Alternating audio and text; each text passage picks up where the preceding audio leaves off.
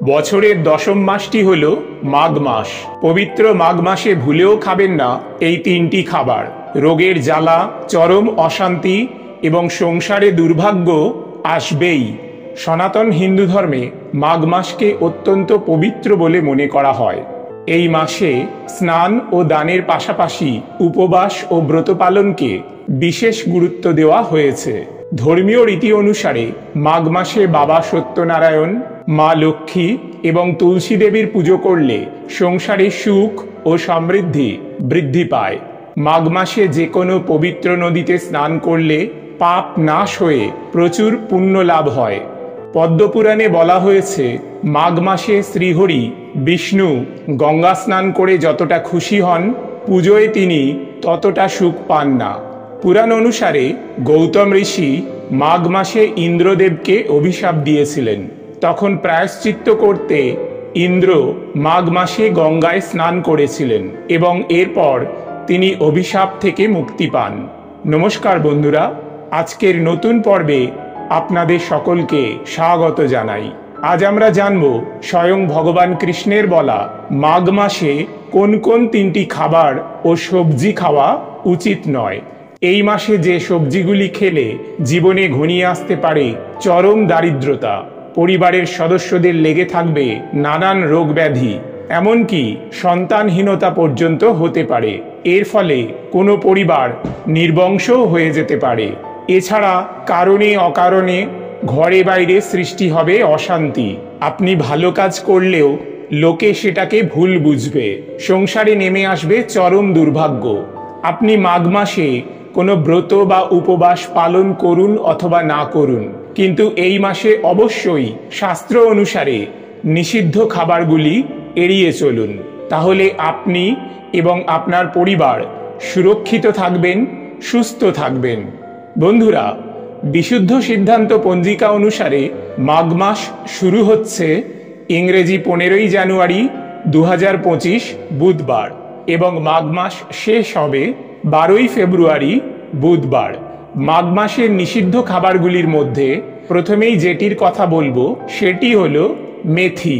মেথিকে মশলা, খাবার এবং পথ্য তিনটেই বলা চলে। মেথির স্বাদ একটু তেতো ধরনের।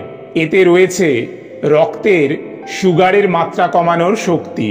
কিন্তু মাঘ মাসে মেথির মধ্যে কিছু জীবাণুর সংক্রমণ হয় এবং দেহকে শীতল করার অদ্ভুত গুণ মেথির মধ্যে রয়েছে, যা মাঘের শীতে মানুষের শরীরে শ্লেষ্মার ধাত বাড়ায় এবং নানান রোগ সৃষ্টি করতে পারে।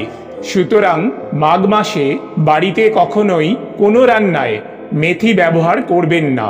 পরিবারের কোনো সদস্যই মেথি বা মেথি দেওয়া কোনো খাবার খাবেন না। এই মাসে মেথি খেলে বাড়িতে রোগ ব্যাধি লেগেই থাকবে। রোগের পিছনে খরচ করতে করতে আপনি সর্বশান্ত হয়ে যাবেন। তাই মাঘ মাসে কোনোভাবেই মেথি বা মেথি দিয়ে তৈরি কোনো খাবার মুখে তুলবেন না। তবে ওষুধ হিসেবে যদি একান্তই মেথি খাবার প্রয়োজন পড়ে, তাহলে খাবার আগে মেথি ভালো করে রোদে শুকিয়ে পরিষ্কার জলে ধুয়ে নেবেন। এছাড়াও এই মাসে আমিষ খাবার যেমন মাছ, মাংস, ডিম, মসুর ডাল ইত্যাদি তামসিক আহার যত পারেন কম খাবার চেষ্টা করুন। দ্বিতীয় নিষিদ্ধ খাবারটি হলো মূলো বা মূলা। মাঘ মাসে লাল বা সাদা মূলা এবং এর থেকে তৈরি তরকারি বা অন্য কোনো খাবার খাবেন না। মাঘ মাসে মূলা খেলে গ্যাস, বদহজম, বমির মতো সমস্যা দেখা দিতে পারে। এই মাসে মূলা খাওয়ার ফলে থাইরয়েডের মতো সমস্যাও বাড়তে পারে। তাই থাইরয়েডের রোগীদের মূলা খাওয়া এড়িয়ে চলতে হবে। এছাড়া ডায়াবেটিস রোগীদের জন্য ক্ষতিকারক হতে পারে মূলা।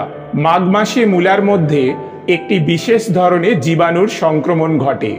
এই সময় মূলা খেলে ওই জীবাণু মানুষের রক্তের সাথে মিশে গিয়ে প্রজনন ক্ষমতা কমিয়ে দেয়। এর ফলে সন্তানহীনতা রোগ দেখা দেয়। তাই আয়ুর্বেদ শাস্ত্রে নারী, পুরুষ এবং ছোট বড় সবাইকেই মাঘ মাসে মূলা খেতে মানা করা হয়েছে। এছাড়া নেশা জাতীয় কোনো খাবার এই মাসে গ্রহণ করবেন না। বন্ধুরা, মাঘ মাসে গঙ্গা বা কোনো পবিত্র নদীতে স্নান করা অত্যন্ত শুভ। এই সময় নদীতে ডুব দিয়ে স্নান করলে সমস্ত পাপ মুছে যায় বলে মনে করা হয়। মাঘ মাসে ভোরবেলা স্নান সেরে সূর্যদেবের মন্ত্র বলে সূর্যদেবকে জলের অর্ঘ্য দিন। এছাড়া নিয়মিত ভগবান কৃষ্ণের পূজা করুন এবং প্রতিদিন মধুরাষ্টকম পাঠ করলে ঋণ এবং গ্রহদোষ ও বাস্তুদোষ থেকে মুক্তি পাওয়া যায়। মাঘ মাসে খাবারে তিল ও গুড় ব্যবহার করলে অর্থনৈতিক সমস্যা দূর হয় এবং স্বাস্থ্যের পক্ষেও তা ভালো।